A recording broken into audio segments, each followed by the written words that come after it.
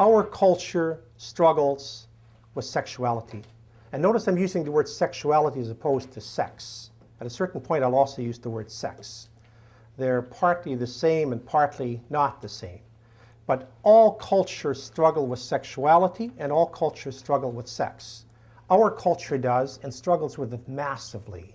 And our churches struggle with it massively. I think, without trying to criticize the church or any churches, to say that our church has never attained a very healthy, wholesome, spirituality and theology of sex, that's not a big secret. It hasn't. But the consolation is nobody else has either. See, sometimes the church gets criticized and people say, my God, we're uptight and we're this and we're that, all of which is true. But what's the alternative? We're probably the best of a very bad lot, It's true because you look at secular cultures, look at highly secularized cultures today, Sweden, Holland, post-Christian cultures and so on. Everybody's massively struggling with sex. Or in Asian cultures or Buddhist cultures or Hindu cultures, it's not like, or Islamic cultures, it's not like somebody's got the formula. Somebody's achieved this and the rest of us are somehow missing out. It is just a huge struggle and always has been. So that, and we're going to suggest reasons for that. One of them is that sexuality is a power that's a little bit beyond us. It's a little bit beyond us, and that's why all cultures since forever, if I can coin an expression like that, all cultures struggle with sexuality. Sometimes worse than other times, but today I'm going to suggest in Western culture there's a massive struggle with understanding sexuality and the amount of just sexual dysfunction and sexual violence and sexual schizophrenia and just sexual unhappiness in our culture is huge, except it's true all over. So let's look at that. I want to begin by talking about the power of sexuality. The first thing you need to say about sexuality in terms of its anthropology and so on is that it is simply the most powerful force on the planet. Sometimes there's a lot of denial about that, especially inside the churches and so on. Say, well, it's not that big a deal. No, it's a real big deal. Plato says we are fired into life with a madness that comes from the gods. And this madness would have us believe that we can have a great love, a cosmic embrace, that we can perpetuate our own seed, and that we can contemplate the divine. It's a magnificent statement. But notice what he says, we're fired into life. Notice the verb. He doesn't say we wake up serenely in our cribs, contemplatively survey our options. No. We wake up on fire, and part of that deep fire, the deep eros in us, which I want to see later on, is more than just sex. But sex is a deep and a vital part of it, And the universe itself is sexed at every level. Sex begins with the neutrons and the protons. The molecules are sexed. Hydrogen and oxygen, they get it on together. And at every level, you have this powerful coming together of elements. Male, female, positive, negative charge, and so on. So that it's what creates life. It's what creates everything. It's the deep energy underlying everything. And later on I'm going to tell you, it's also the deep energy inside of God. God is powerfully sexed, okay? And part of our struggle with sex is we've never been able to put sex into God. and we have to, because all of the universe, from the neutrons, the protons, the atoms, up to human beings, are powerfully sexed. And sex, in that sense, is what drives this planet. It drives everything. It's a principle of all of life. As Plato said, we're fired into life with this powerful fire. And the first thing I want to highlight is, we'll put it in anthropological terms right now. Later we'll put it more spiritually. It's divine fire. This is sacred fire. So sex is a great fire, and we know that. But it's divine fire. It's powerful fire. It's good fire. Now, one last thing about the power of this fire. It's powerful fire, but it's powerful fire in two ways. As I'm going to say today often, it can't be said often enough. We can't often enough affirm the goodness and the sacredness of sexuality. Sexuality isn't a dirty thing, a secular thing, an anti-God thing. Sexuality comes directly from God. It's a powerful fire, but because it's so powerful in two ways. It's the greatest force for peace, love, happiness, creativity on earth. And it's the cause of most of the ecstasies on this planet. But it's also the greatest power for violence and destruction and schizophrenia, and it causes most of the murders and suicides on this planet as well. See, it's this powerful fire. And partly it's a little beyond us, and so it's a power for good, and it's a power for evil, it's a power for negativity. Quite simply said, and each of us in our lives, to the degree that we are integrated or unintegrated sexually, we're going to be happy or unhappy. If I have a certain essential sexual integration, I'm going to have an essential happiness, and vice versa. If I lack essential sexual integration, I'm going to lack happiness in this life. Okay, so it's the greatest power inside of us. It's the greatest power even cosmically and physically on the planet. But because it's so powerful, it's a power for good, it's a power for ecstasy, and it's a power for destruction. It's a power for murder, for suicide. Now, I want to talk a little bit about our own culture and its struggle for this. See, what a lot of anthropologists point out, and don't worry, I'm eventually going to define sexuality and its anthropology and so on, but we're leading there. What a lot of anthropologists point out is that in our secularized cultures, not just in the West, but literally all over the world, we no longer have conscious, explicit, deliberate initiation rites in terms of sexual energy. Let me talk a little bit about initiation in general. Anthropologists tell us that there are two great moments for initiation, where initiation is really, really vital. And one we understand still today and one we don't understand. The one we understand is this one. When a baby is born, it comes out of its mother and it is completely uninitiated. And so the first years of that child's life, the child has to be initiated. It has to be taught everything, not to pull hot tea kettles down on itself, how to use a knife and a fork, toilet training, how to say please and thank you. And it takes 4 or 5 or 6 years or however long, but at a certain point, you get this wonderful little child. And would that we could freeze them at that level, because they're just beautiful, So you have this beautiful little kid, and now this kid is polite and it's mannered and it knows how to eat and it knows how to do things and so on. And see, this child is now, it's taught a language. It's part of initiation. Sometimes it's taught 2 languages. It can speak and so on. And then you get about 10 good years out of this kid. Okay. See, and why do I say about 10 good years? Oftentimes we don't get 10 good years out of the kid because puberty is beginning to hit earlier and earlier. And then puberty hits. And puberty, we've never taken puberty seriously enough in terms of the very significant, important moment that is in somebody's life. Because it's a moment then for new initiation. See, puberty is designed by God and nature to drive you out of the house. And it does, So all of a sudden, in both the body and the psyche of the young man and the young woman, they just fill with fire, with energy, and particularly with sexual energy. In men, it's almost violent, where in the space of a month, all of a sudden, a young boy has 300 times too much testosterone in his system. Well, he's biting off the top of Coke cans and bouncing off walls and smashing up cars and sometimes smashing up lives. It's the same for the young woman. See, now, classically, that's a moment of initiation. But we don't know what to do in our culture. So what do we do when puberty hits? We hold our breath.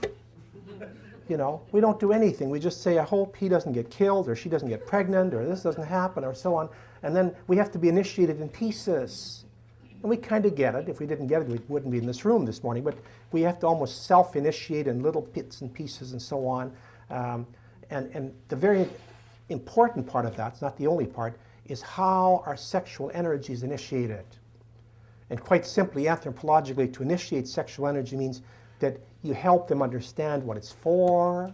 and how it ties to community, and how it ties to life, how it ties to fertility, how it ties to children, to grandparents, to church, and so on. We have no way of doing that. Some kids kind of do it on their own, and eventually, sometimes if you're lucky, by the time they're 25 or 30, they've come to this in bits and pieces. See, but in ancient cultures, and there aren't a lot of them left, they had explicit initiation rites. When they would see this young lad looking across the aisle, as they do at a certain age, or the young woman kind of getting a little fluttery, the men or women look at each other, the adults, and they smile and say, he's ready, she's ready, okay. And they would take them somewhere out of the village, classically, archetypally, into the woods, and oftentimes it literally was the woods, And in a very short period of time, 9 days, 19 days, 9 months, they would turn that girl into a woman. They would turn that boy into a man, Now, some of these initiation rites are pretty brutal. Some of them are less, but in every case, the whole intent is the person's sexuality has awoken. And this kid doesn't know what's happening inside, You reach puberty and all of a sudden your body heats up, your psyche heats up. And what do you do with this energy? Well, kids just act it out, okay? And this is a powerful, irresistible energy that comes from nature, which ultimately means it comes from God and nature. What do we do with this energy? You're jumping out of your skin. Anthropologists who don't use divine language, they simply say, well, you have this irresistible, powerful urge to get into the gene pool. Okay. So the next time you see some young guy and his trousers are down at his knees, or the younger, they're all just trying to get into the gene pool. Okay. Cut the guy a little slack, Okay. But see, we aren't much helping. So this person's on his own, and he's got this powerful, or she has this powerful energy surging inside of her, and they don't know what to do with it. But this energy, as we're going to see anthropologically, is supposed to be connected to so many things, particular to family, to community, to life, to giving life, to nurturing life, to ultimately being a grandparent who can bless life. And we don't have any clue about that when we're kids. And the adults, we're not helping any. See, so our kids, by and large, we're not initiating them. Instead of taking them into the woods somewhere and, teaching them how that powerful energy connects to all of life and family and so on. We just leave them on their own, and it kind of works out, although partly it doesn't. I was just reading a very interesting piece. They say there's a tribe in Africa that does initiation rites for boys and girls, and the rites are really strong, and they're so demanding that each time a number of people die during the initiation rite. So they may take out 18 boys, maybe 2 don't come back. Or they take out 18 girls, maybe 1 girl dies out there. And we get horrified by that. We say, well, this is horrible. How could they do that? Except they say, if you're not initiated, a lot more people will die. How many of our own teenagers die of suicide, of car accidents, of all kinds of things? We lose a lot more percentage-wise than they do, See, we'd look at them and say, how could you ever justify initiation where people die? Well, we don't have any initiation rites, and lots of our kids die. Today, teenage suicide is the second highest death rate in this country, And that doesn't even count kids dying of accidents and so on. Our kids die a lot because we don't have initiation rites. Our sexual energy is very often not connected to the heart, to fertility, to family, and to community. The young boy who's 15 or 16, or the young girl, and they're in their cell phone all day and all this energy going through them and so on, the energy inside of them is very little connected, precisely, first of all, to their heart, or to fertility, to their family, to their community, and not least to their church, okay? Then secondly, and I'll talk about that more at length later, sexual energy is very much reduced to genitality. Already, even as adults, oftentimes we don't get the distinction anymore. So when we talk about sex, we just mean having sex. That's only one small part of it, Sexuality is a much wider phenomena, and a much wider energy and meaning than simply having sex. But see, in our culture, sexuality is reduced basically simply to having sex. When we use the word sex, that's what it means. Adults are already there. Small wonder our youth are there. Then, ironically, on the other side, sexual energy then is over-idealized and turned into a theory of salvation.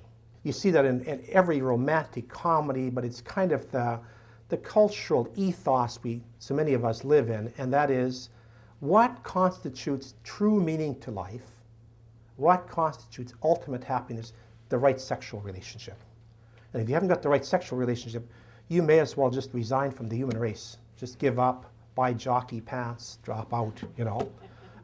The whole idea is only one thing can make you truly happy on this planet, and that is the right sexual relationship, you know. That's already deep in our culture. And it's an over-romanticized, over-idealized. Fourthly, our sexual energy is cut off from the divine. By and large, we see sexual energy as purely secular. And in fact, oftentimes in opposition to the divine and the ecclesial. And so that the sad part about that is as people are working out their struggles with their sexual energy, most of the time that's the exact thing that takes them away from the church and takes them away from God and takes them away from prayer and so on, which is sad because sexual energy is divine. But in our culture, it's almost completely split off. Now, it isn't just lack of initiation rites that caused that kind of split. It's also been the churches. For instance, as a Roman Catholic, we've never been able to attribute sexuality, for instance, to Jesus. You know, so remember when that movie came out, The Last Temptation of Jesus? So he was tempted to marry Mary Magdalene, and people say this is sacrilegious and so on. What's sacrilegious about that? Remember, Scripture says, Jesus was tempted in every way that we were except sin. Now, if he's a human being, he's also God, but if he's a human being, you think he wasn't tempted towards sex? But we can't do that. Or with Mary, or even with significant spiritual figures. You can never, it's impossible for most people to think of Mother Teresa as having sexual complexity, you know? See, we make them as neutered beings, you know, and that's, as I'm going to suggest later, it comes from the fact that we, first of all, don't put sexuality into God. See, and then Jesus, Mary, our saints are all these neutered, asexual saints. They're up there, you know. And in Roman Catholicism, I don't want to be too hard on us because I am a Roman Catholic, but who gets canonized? Mostly people who don't have sex. Okay. And if you do have sex, it's going to be really, really hard, you know. And in fact, John Paul canonized this couple, and the irony was he canonized this couple. Said, well, we finally got a married couple, but part of their virtue was that they didn't have sex, you know. But see, so that but you see it already at the level of the teenager, the young adolescent who isn't going to church or doesn't feel close to God because their sexual life, you know, seems to be at odds, right up to the papacy, where we struggle with the idea that the wholesomeness, the divinity, the stuff of sexuality. And then that leads to a whole series of myths, the current cultural myths we have about sexuality in our culture. And you'll recognize every one of them. The first one is, I cannot be happy or a wholesome human being unless I'm having sex. See, that's already deep in our culture. Secondly, I can have detached recreational sex. And that's probably one of the most dangerous myths in our culture. So that, see, today we already have a cultural sense that you can have detached sex, which means sex without love or commitment, you know, and the technical term for that is recreational sex. And that can be okay. See, so the kind of cultural myth is, you know, I'm going through high school or wherever it starts in college, and then I have all these affairs, and this is my time to sow my wild oats, and then eventually I meet the right person, and then I take my sexuality back home, I sacralize it, and then I be, you know, but in the meantime I can have this can be going on. Or then you go through a divorce or something, and you have a few more years of detached, you know, casual sex, and then so we make a distinction between committed sex and casual sex, as if, you know, there's just both work. Well, we're going to see both don't work. Thirdly, I am having safe and responsible sex if I am responsible regarding contraception and sexually transmitted diseases. It's one of the great myths of our culture. In fact, we have this word called safe sex. That's an oxymoron. It might be safe contraceptively. It might be safe medically. It's not safe emotionally. There's very little safe sex. Maybe a couple who's been married for 50 years. I think it's safe. Okay. See, and we have this whole idea, just the very expression, safe sex, that should be flushed out for what it is. That's a terrible oxymoron. It's the safety of the heart, the safety of the soul, the safety of the person that's more at issue. I mean, the other things are at issue too, but that's an oxymoron that shouldn't be tolerated, And see, because we tolerate it precisely, we sanction recreational sex and irresponsible sex and so on. Fourthly, sex is ultimately about orgasms and not about glue to the soul. That's already an unconscious myth, and you get it in some of our contemporary Hollywood pictures and kind of the ethos that's coming out of a lot of places. So that sex is basically about having sex and what that does for you, as opposed to how it glues your soul together and where it leads you long term.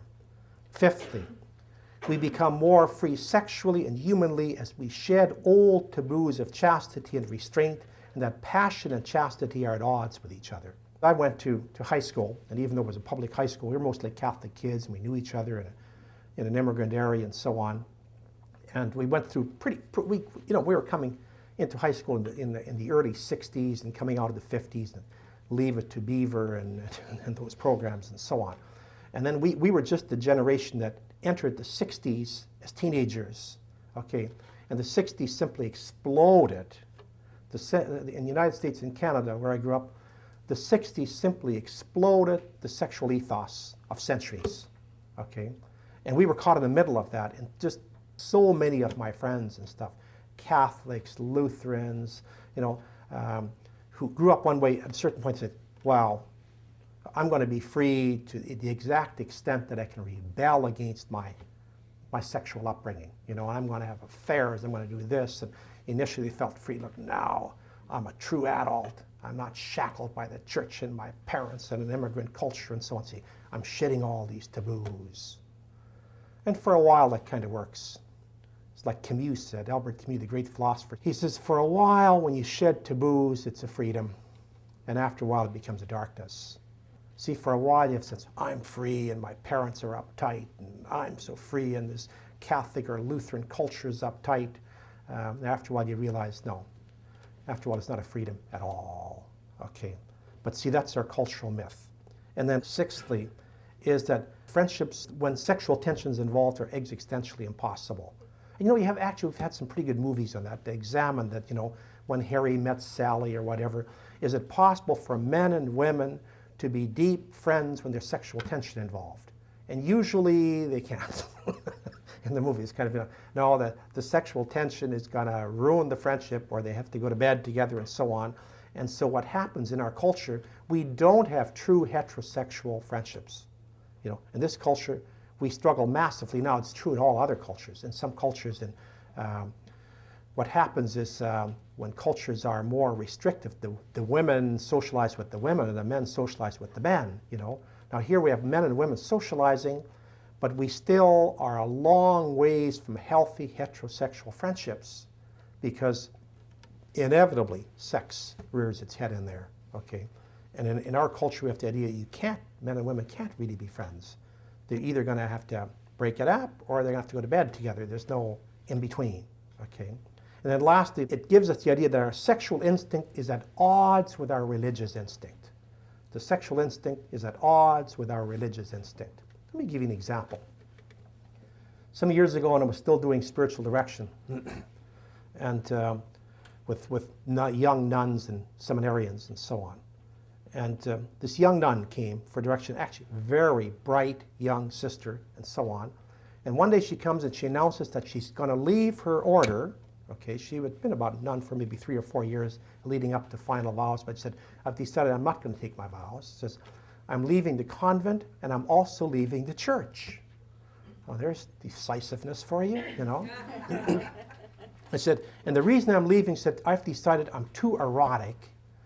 I have too full of eros to ever be a nun or to ever be a Christian. She said, my blood's too red. Okay. I just got this red blood and I've decided I can't be a nun and I don't think I can be a Catholic or a Christian. You know, I'm pagan. I'm just deeply pagan and inside, you know. And she did leave the convent. What's wrong with that? Besides everything. Okay. See, first of all, as an aside, it's quite an insult to those who do stay. You know, they kind of say, you know, since you have blue blood and are kind of, you know, you're erotically dead inside, you may as well stay. You know. But you know, the false understanding that, see, my instinct, the fire inside of me is at odds with what's deep inside of religion. In fact, I told her, said, you of all people better be religious or you'll destroy yourself. You know, you of all people better be religious or you'll destroy yourself.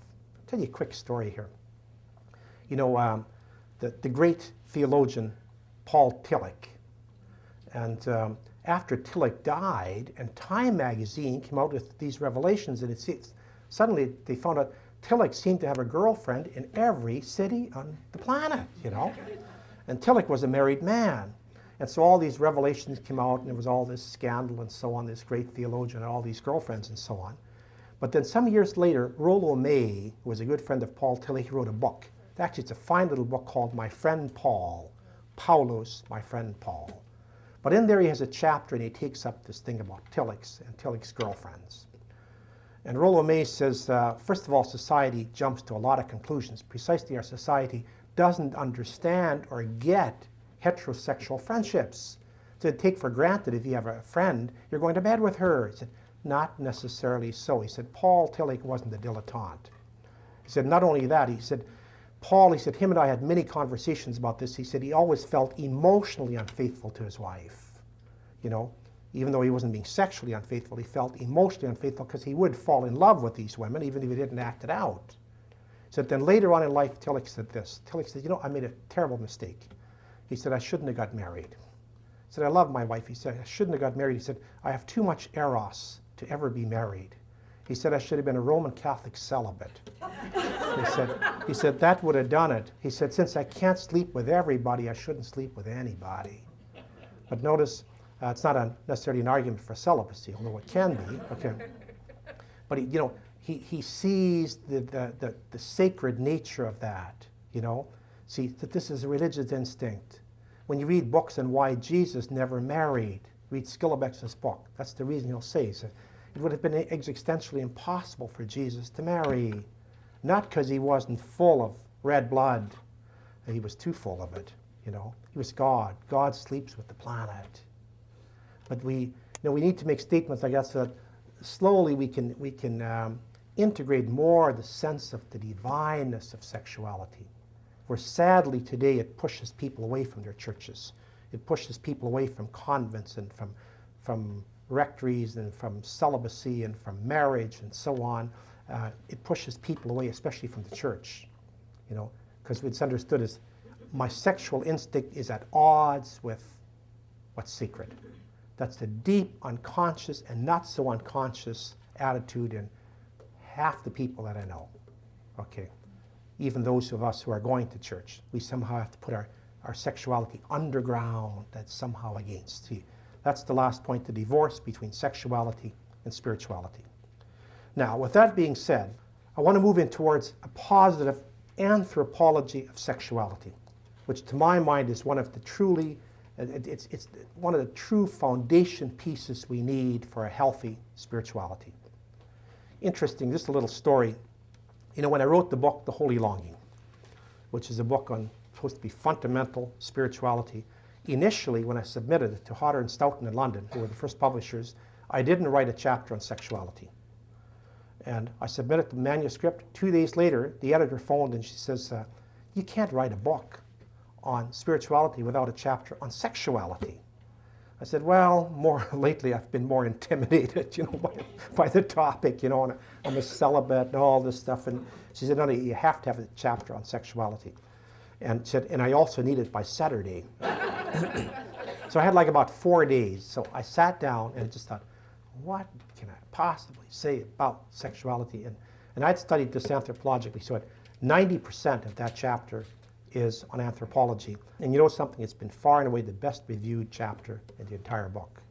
And the book's got good reviews, but I've probably had more letters and comments and more people say they're using it in university courses and high school courses and so on. But it's the anthropology of sexuality, which is oftentimes the missing piece. So let's look at that. The anthropology of sexuality begins precisely with a major distinction. And here I want to get into some fundamentals. If you look at the word sex, okay, that famous three-letter word, sex, okay, it comes from a Latin verb secare, and oftentimes etymologies aren't so important. In this case, the etymology is wonderfully important. Secare is the Latin verb which literally means to cut off. So if you take a chainsaw, you go out to a tree and you cut the limb off. Zoom. That limb is now lying on the ground. You've sexed that limb. See, to be sexed means literally to be cut off. See, so the idea is we're born into the world. We come to consciousness, and even those parts of us that aren't conscious, that aren't self-conscious, at every part of our being, we have the sense of being cut off. See, we experience it very sharply in our sexuality, in our hunger and our longing for consummation, okay, or just to be connected to people and so on.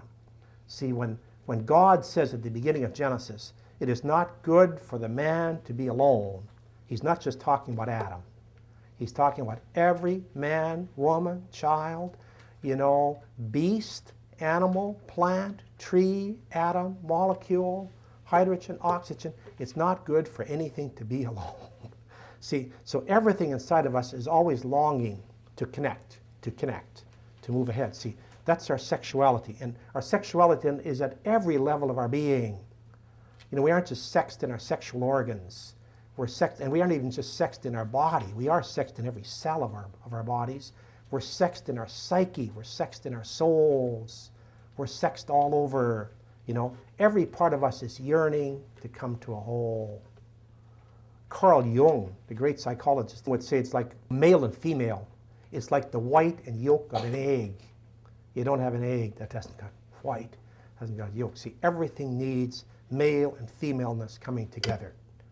I'll talk about that later when I say the root of that is inside of God. Ultimately inside of God, God is male and femaleness coming together in perfect, actually making perfect love. So that the root of all that is inside of God. All this energy comes together, okay? But we're born, and we're, crassly put, we're a piece of that, See, we're male or we're female, and even though if we're female, we have a male part. If we're a male, we have a female animus, an anima, and so on. But even so, dominantly, every part of us is longing for some higher kind of unity.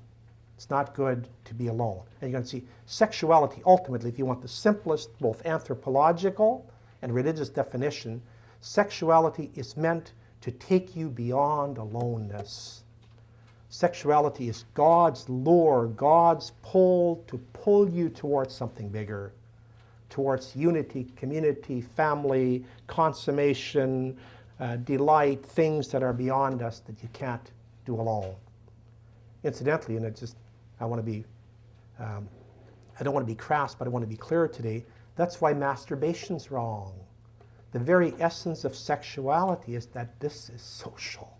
It connects, it takes you towards something else, beyond yourself. See, and masturbation, it's the pathology that turns it inward. Freud used to say you understand things best when you see when they're broken. Masturbation helps you understand healthy sexuality. It's the opposite of it. Sex is not something you do alone at any level. And that is why it's so important then that we immediately distinguish this huge distinction between sexuality as an energy, as a wide phenomena, and genitality, which is basically having sex. Sexuality, it's not good to be alone. That's your ultimate definition for sexuality. But it's the drive for community, for friendship, for wholeness, for family, for creativity, for play, for meaning that's transpersonal, for altruism, for immortality, for enjoyment, for delight, for the garden, archetypally, for consummation, and for everything that takes us beyond aloneness. Now that's a long list, and it's deliberately long. Why? Because notice we identify sex only with that last part. You know, for most people, sex means having sex. Now, it's on that list. That's part of it. But see, well, let's look at genitality, and we'll come back and I'll make this distinction. See, genitality, which is a very, very important part of sexuality, okay, having sex. And again, it may never be denigrated in the name of religion and Jesus and so on, okay? But what's wrong in our culture is when you identify sexuality simply with sexual consummation, then one aspect of sexuality is meant to carry everything else, and it simply can't. It can't carry it for anybody, you know? So what you have in our culture, let me try to flush this out. See, we have people in our culture, I know people who have a lot of sex. You know something? And they're real lonely. So they're having a lot of sex, but it's not translating to community, to family, to delight, to play, to whatever. It's translating to some pleasure, and vice versa. I know some people who don't have sex at all. And they're some of the most healthy sexual people I know. They're connected to family and community and delight and their kids, kinds of, you know. See, so the myth is, unless you're having sex, you can't be whole. And partly that's right. You'll never be completely whole without having sex, okay? But nobody on this planet is ever whole anyway. It's only a question of how, you know, what kind of inadequacy we can live with. No, it's true. A quote I'll come back to later on this afternoon from Karl Rahner. Karl Rahner says, "In the torment of the insufficiency of everything attainable, we ultimately learn that here in this life there is no finished symphony." You know, nobody gets heaven on earth. You know, sometimes we imagine Hollywood types do, you know. Nobody. Well, everybody's lonely. Augustine, our hearts are restless until they rest. And it's only a question of, you know, what degree of unwholeness we live with. And see, sexuality is something that's driving us outward towards more wholeness. But notice the first words, the drive is towards community, towards friendship, towards wholeness, towards family, creativity, play, meaning, altruism, immortality, enjoyment, delight, okay? And see, said, and sexual consummation. But I'm going to be happy or unhappy, fulfilled or not fulfilled, relatively speaking, on the basis of how much of all of this is in my life. So I can be having a lot of sex and be very lonely, very alienated, very frustrated. I can be having no sex and be pretty happy, you know. Although I don't, the word happiness, I kind of bracket and say we should be careful with that word. You know why? Let me just do a little insert here. This. Suppose you go for, or just you're sitting with a friend over coffee. This friend says to you, "Are you happy?" Is that a good question? No, that's a question to torture yourself with, you know. You'll start thinking, and pretty soon you get tears in your eyes saying, "Oh, I don't think I'm all that happy in a second." Okay. Because it's the wrong question, you know. Imagine Jesus up on the cross, someone looks at him and said, "Are you happy up there?" He said, "Today, no. Today, particularly, no," you know. If someone says, "Is there meaning in your life?" It's a different question. I said, "Yeah, my life is meaningful." See, why? Because there is community, there is transpersonal meaning. I have friendships and so on. And I was on a train 2 summers ago, going down to Long Branch, New Jersey, where they have these institutes for clergy, and I was one of the teachers. And on the train, I meet Pat Collins, the Irish theologian. If you know Pat should be boxed and sold. He's just a man you order from a catalog. You know, he's just full of energy and so on. He's a Vincentian priest. And so we're drinking a beer. We're in the garden and the train there, okay? And Pat says to me, he says, you know, he said, if I died today, I'd be okay with that. He said, I don't want to die. I enjoy living. He said, but if I died today, he said, I'd be okay with that. You know why? He said, because I know people love me. I have people who love me, he said, and that's enough. I could die today. Notice, that's a fulfilled sexual statement. He said, you know, he's a celibate. He said, but I could die because people love me. See, I have friendship in my life. I have community in my life. There's meaning in my life. He said, what else is there? I mean, you know, I don't have it all. Nobody has it all. Okay. See, but today we don't make that distinction. And because we don't make that distinction, consequently, we put so much pressure on one part of sexuality. Having sex, it's supposed to carry all this. You're going to be happy if you have the right kind of sex. And if you don't, you simply can't be happy. Okay. See, that's a tragic kind of reduction that makes our culture, and it makes us all suffer. That I want to go a little bit here into the, see, sexuality is also meant, you understand some of these other words, community, friendship, wholeness, family, creativity. For instance, all creativity comes out of sexual energy. And every good artist or writer will tell you that, you know. Ultimately, it's sexual energy that creates, the same as sexual energy creates kids. It creates books and symphonies and art pieces and so on.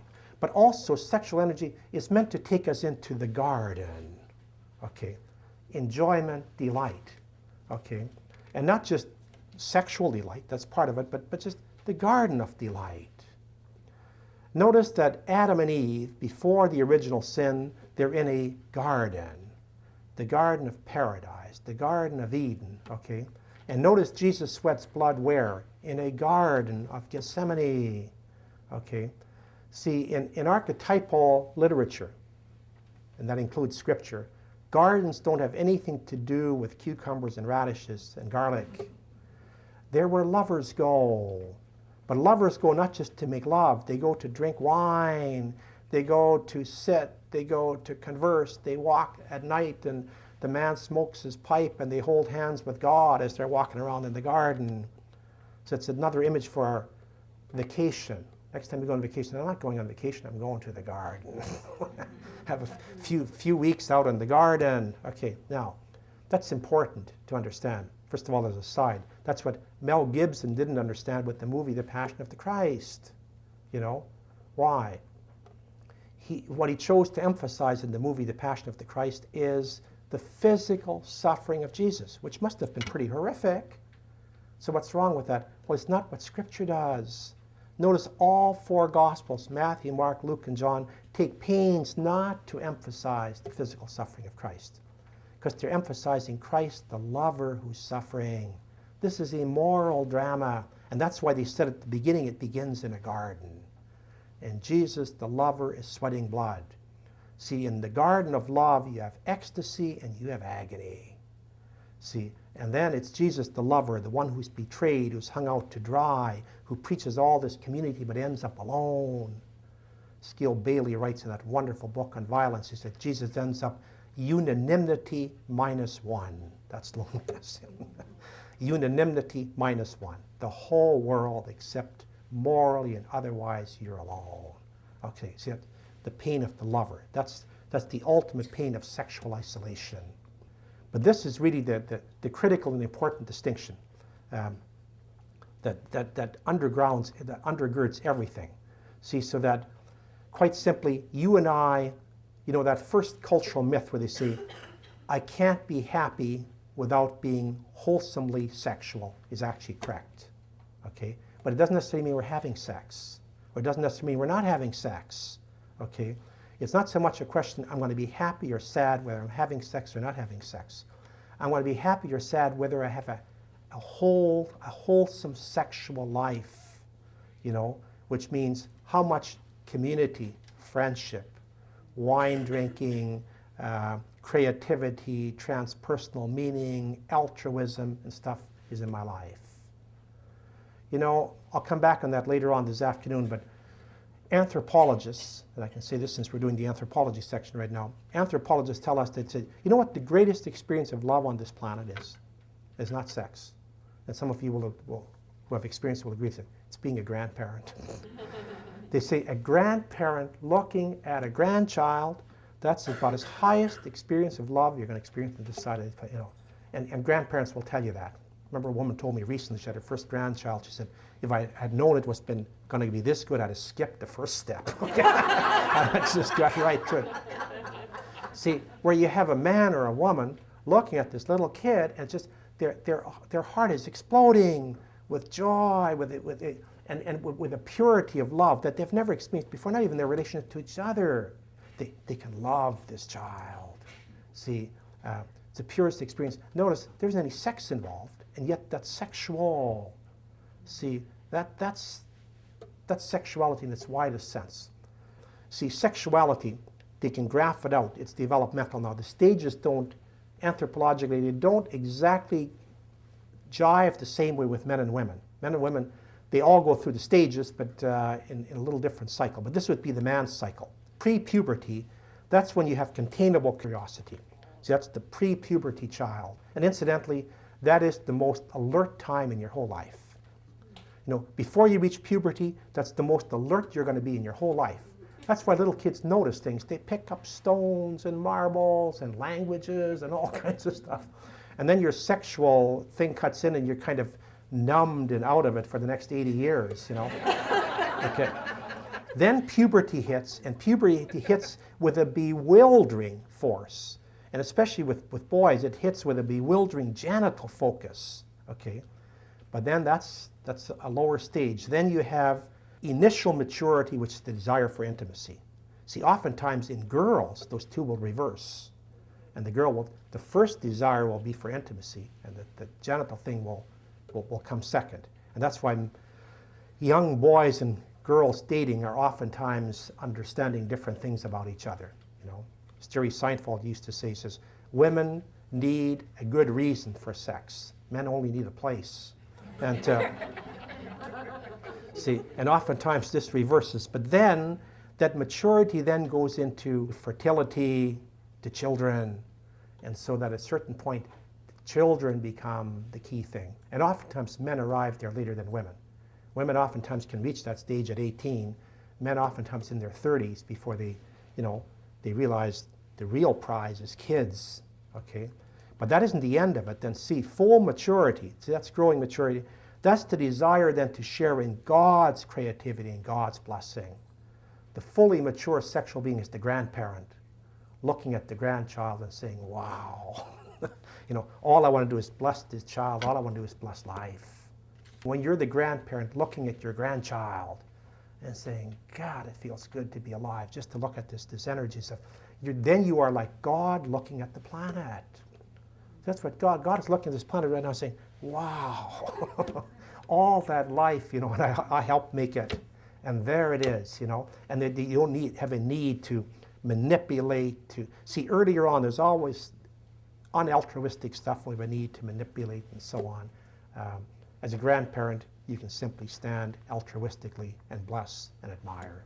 You're standing like God. And that's ultimately the ultimate maturity for sexuality. See, it goes through all those other phases, but at a certain point, the idea is whether you're celibate or married or have 40 kids or no kids, or you're looking at the world and you're saying, wow, it's good. I'm just this blessing, goddess or God looking at the planet. Amen.